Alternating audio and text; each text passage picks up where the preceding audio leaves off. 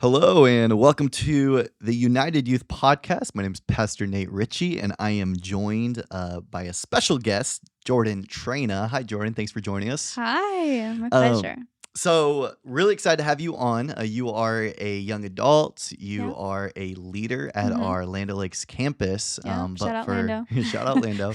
But for many of us, that might be all we know about Jordan Traina. So, Yeah. to jump right in, Mhm. tell us, who is Jordan Traina? Yeah. Jordan Traina is first and foremost a lover of Jesus. Yes, amen. But I'm a baker. Okay, I'm a drag racer, so I race cars. that's cool. Yeah, Do you win? I do. Oh, nice. Yeah, and I win nice. some money too. Wow, Yeah, let's yeah. go. Yeah.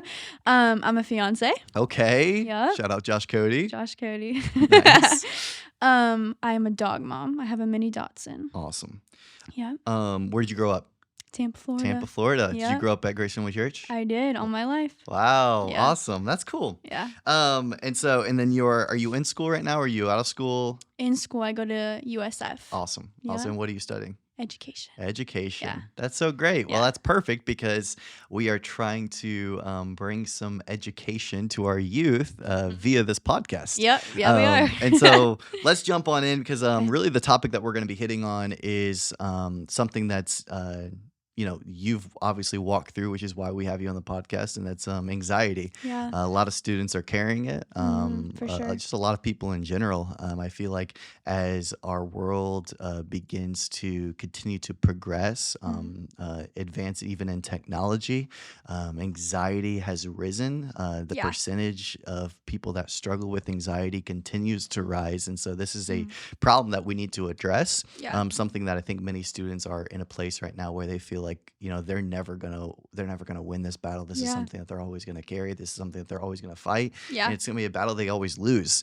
And so, want to jump in, and I know Yeah. this has been a big part of your journey and your story. Yeah. And so, just to start out, can you tell us about what your experience has been with anxiety and how it has affected you? Yeah. So, to start, it started in high school.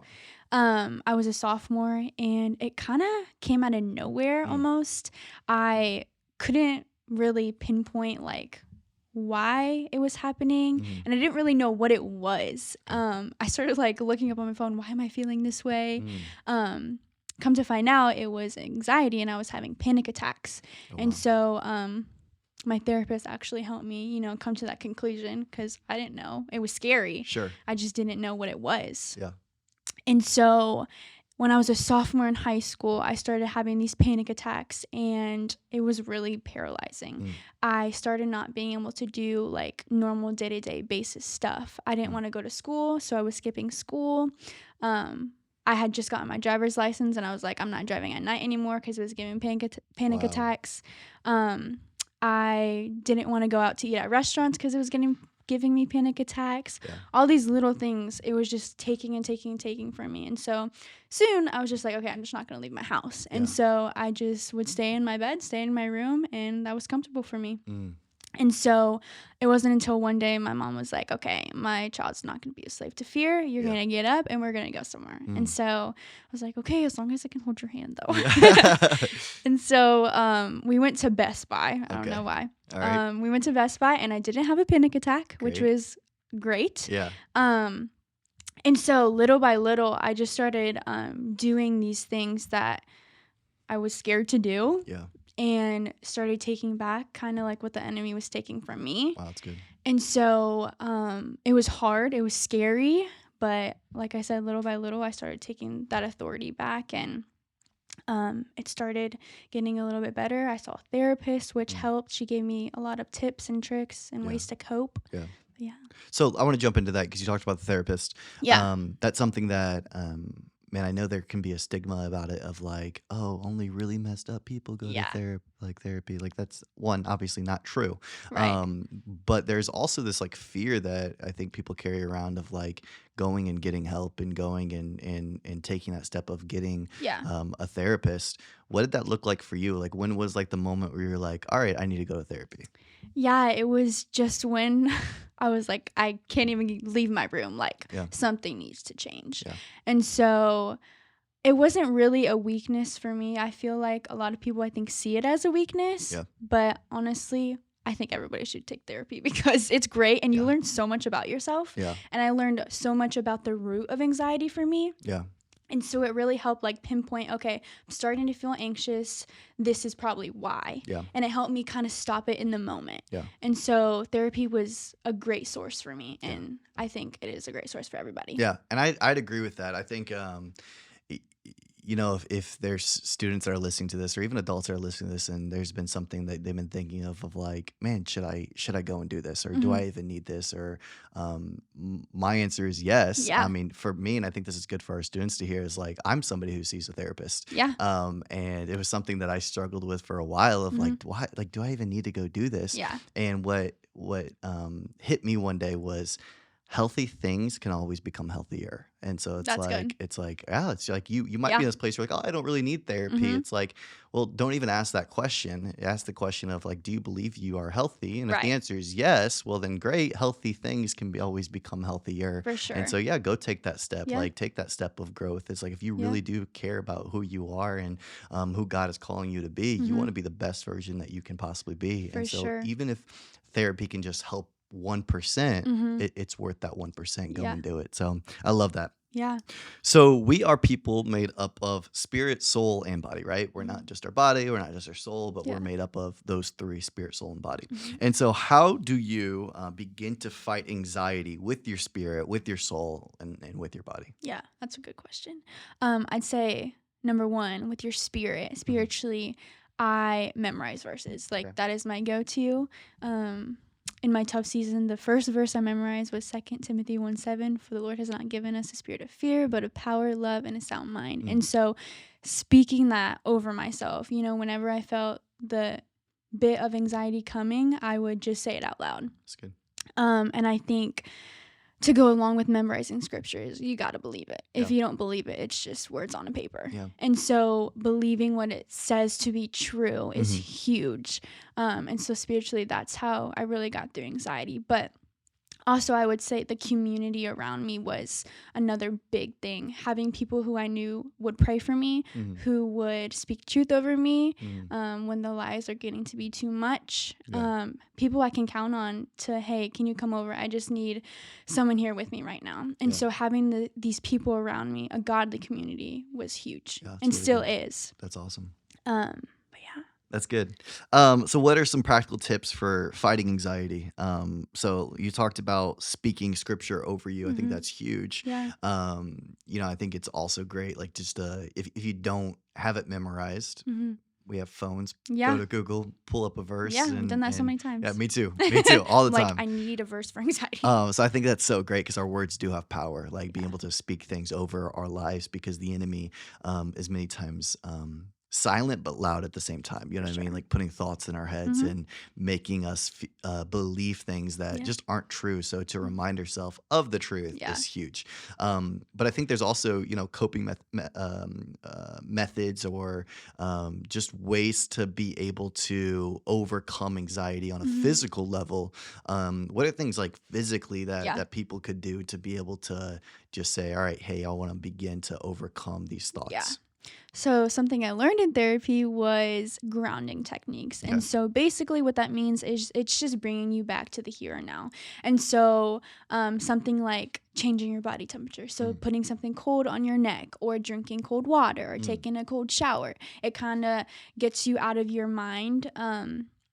Thoughts that are spiraling and things like that, and it's like, whoa, this is like really cold on me, or something like that. Yeah. Or something silly like laying on the ground and feeling things around you, like, okay, is the floor hard, is it a soft rug, and things Wow. like that. Yeah. It kind of helps bring you back and get you out of those spiraling thoughts. That's really good. Things that are so simple that can just like Yeah. changing your environment to be Yeah. able to change kind of like your thoughts and your what's happening inside your head. I Yeah. think is huge. Yeah.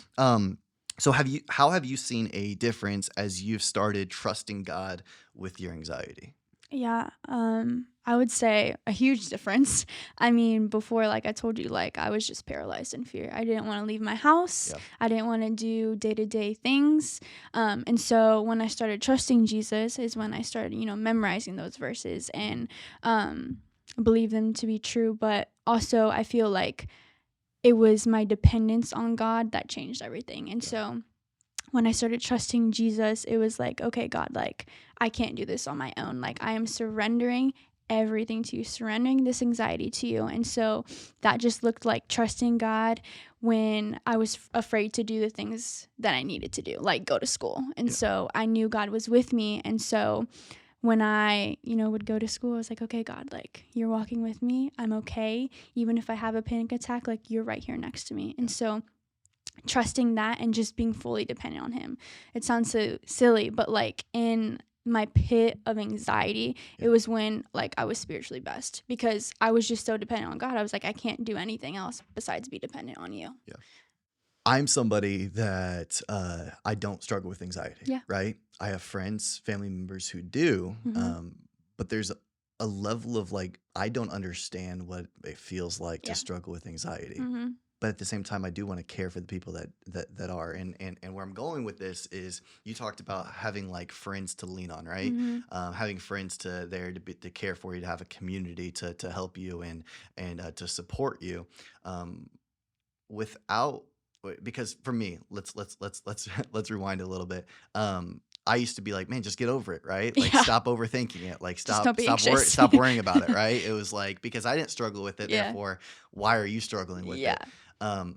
Obviously, that's not the way to support your friends. And Yeah. so, like, talking to somebody who doesn't struggle with anxiety but has friends that do, how do they best support their friends that are struggling with anxiety? Yeah, I've definitely had friends like that. And one, just being open to saying, hey, how can I help you? Everybody's different with anxiety. And so one thing for me is I would tell my friends, okay, just hug me really tight. Yeah. It helps me. And so asking that person, what can I do to help you? Do you want me to go get you water? Do you want me to get something cold to put on your neck?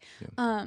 Another thing would be helping them with like breathing techniques, because when you're anxious, you're probably, breathing really heavy or really fast, your heart's racing. And so guiding them through a breathing technique, which could be as simple as breathing in 7 and out 11. Okay.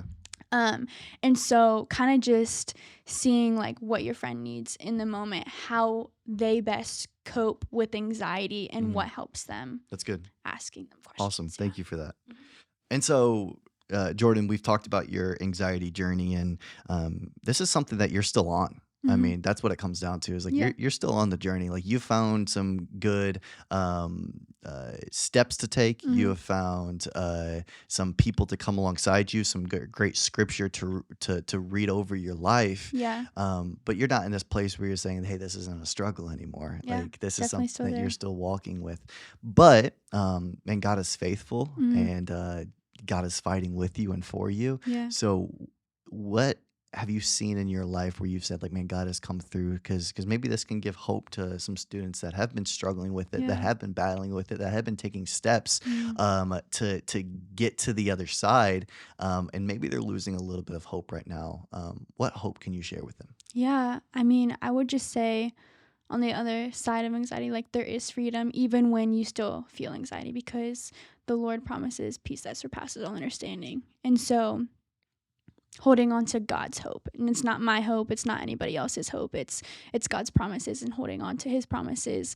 I think that's what really led me to the freedom I am living in now, even when I do feel anxiety, because it's like, okay, I may feel anxiety in this moment, but I know on the other side of this, like, there's joy in the morning, like, there is freedom. And so accepting that freedom and walking in it, even when I don't always feel like it or feel like there is freedom. Yeah. And so, I would just say hold on to God's promises, because they are true and they are the same. Yeah. I think that's really good and really powerful. And to finish up with this, did you ever think that when you were, when you feel like you were in a cage of anxiety, that God was ever going to use that pain that you were in as a platform for his name? No, honestly, I was like, I'm probably just never going to leave my room again. Yeah. And you're in this place, and I think many students are also like, they're struggling with their temptations, or they're struggling with battling against anxiety, or maybe it's something that's totally different. Yeah. And I really think that as long as and you're obedient and you're Mhm. continuing to ask for help and you're Yeah. continuing to walk in what he's called you to do Mhm. and say, you know what, this is not who I am, that I'm going to overcome this one Yeah. day. God's going to continue to use that and Yeah. use you Mm. as somebody that can bring help and hope For sure. to other people. Yeah. So I love that. Thank you so much for joining us, Jordan. Of course.